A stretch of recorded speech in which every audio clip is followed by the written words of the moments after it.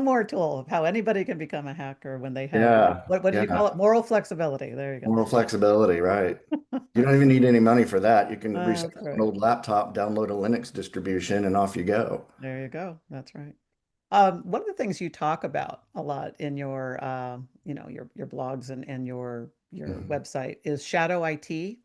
And I Mhm. thought, oh, that's perfect. We really haven't talked about that here. So for people who don't know what shadow IT is, can you explain what it is, Sure what they and can. why they should be concerned?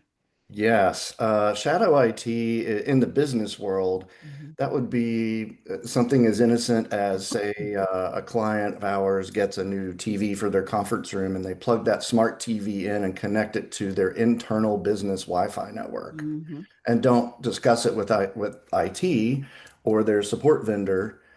They've just exposed their internal network to the potential for hackers to come in. They've just opened a door Hmm. because those devices they're commonly called IoT devices, Hmm. Internet of uh, Things. Yep. Internet of Things, correct? And they are unmanaged and Hmm. frequently do not set themselves to get those updates that we spoke about earlier.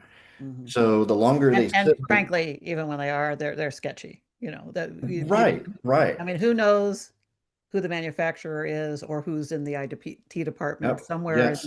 in that Yep. So many communication. of these things come from China, Yep.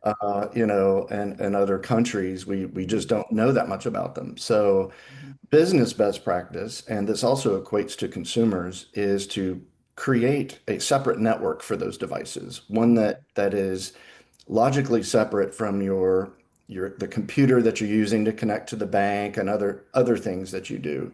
Hmm. That way, if they do get infected, it doesn't bleed over into your what you use to run your home business, personal finances, whatever. That's all. That traffic is kept separate. Right. So all of, when you walk through Costco and Best Buy right now and you're seeing, the new array of all the great TVs getting ready for the sports season and all this Yeah. stuff. Um, People are excited, they're bringing them home, they're plugging them in, Yeah. and they're like, "Oh, I got a smart TV," and Yeah. problem Yeah. is it could outsmart you, right? Because It definitely could. Yes. so So so what yeah. should they do at home then? How does that So like if they there are a have couple one ways. network, let's say face Yeah. it, most people have one network Right. plugged in, the Right. Geek Squad set it up for them and their Either that or phones the are internet on. provider did, Yeah. right?